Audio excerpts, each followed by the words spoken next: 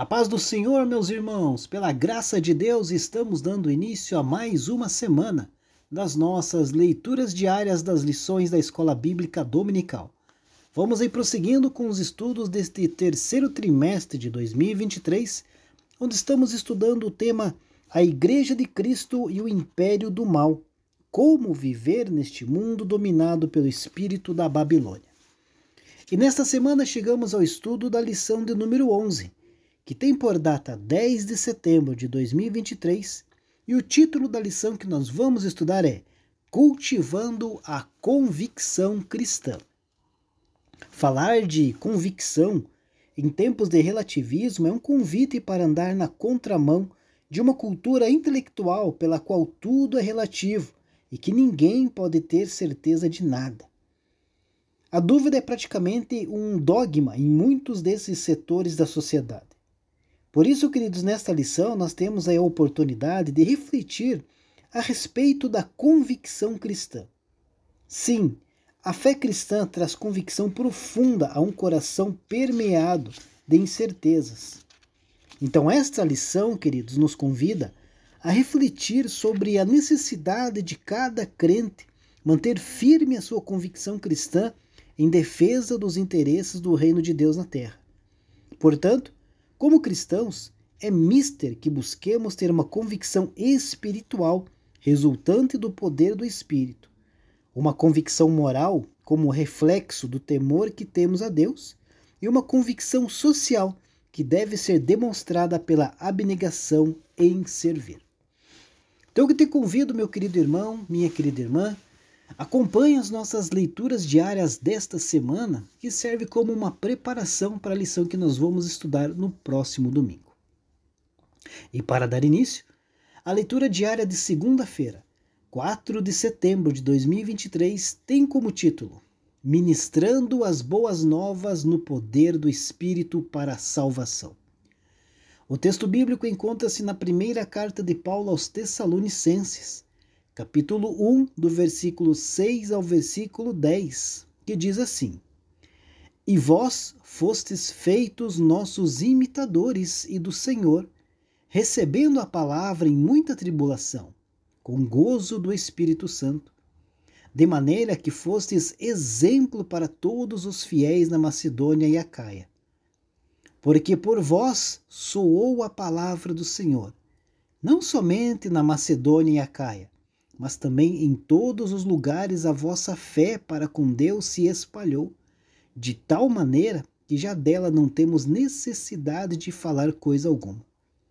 Porque eles mesmos anunciam de nós qual a entrada que tivemos para convosco, e como dos ídolos vos convertestes a Deus, para servir ao Deus vivo e verdadeiro, e esperar dos céus a seu Filho, a quem ressuscitou dos mortos, a saber, Jesus, que nos livra da ira futura. Queridos, o Evangelho é a maior notícia que apenas nós, a Igreja, temos conhecimento dela. E será que nós temos o direito de retê-la? De forma alguma, né? Nós fomos incumbidos de uma grande responsabilidade. Deus escolheu a Igreja para levar o Evangelho às pessoas. Deus não escolheu anjos para pregar o Evangelho. Eles gostariam de pregar, mas não podem pregar porque nenhum anjo foi salvo. Jesus não morreu por eles. Nenhum anjo foi regenerado. Somente nós, que um dia experimentamos a graça da salvação, temos essa responsabilidade. Essa responsabilidade todos nós temos que assumir. Nós somos porta-vozes da cruz. Somos os únicos canais da mensagem da salvação. Deus não tem um plano B. Então, sobre nós, pesa a responsabilidade de fazer valer a obra da cruz em nossos corações, de fazer com que as pessoas leiam o Evangelho em nossa vida, no nosso testemunho, em nossas palavras, em nossas atitudes, em nosso carinho, em nosso amor e compaixão. Você não está isento desta responsabilidade.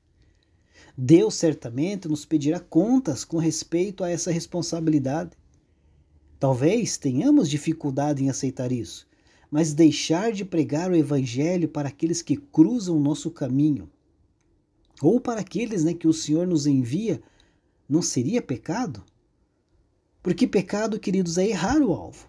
Pecado é deixar de fazer o que Deus nos mandou fazer. Existe o pecado chamado de comissão, aquele que nós praticamos. Mas existe também o pecado chamado de omissão, aquilo que deixamos de fazer. Quando fomos salvos e perdoados, nossos nomes foram escritos no livro da vida. Mas isso não pode ficar fechado em lugar algum.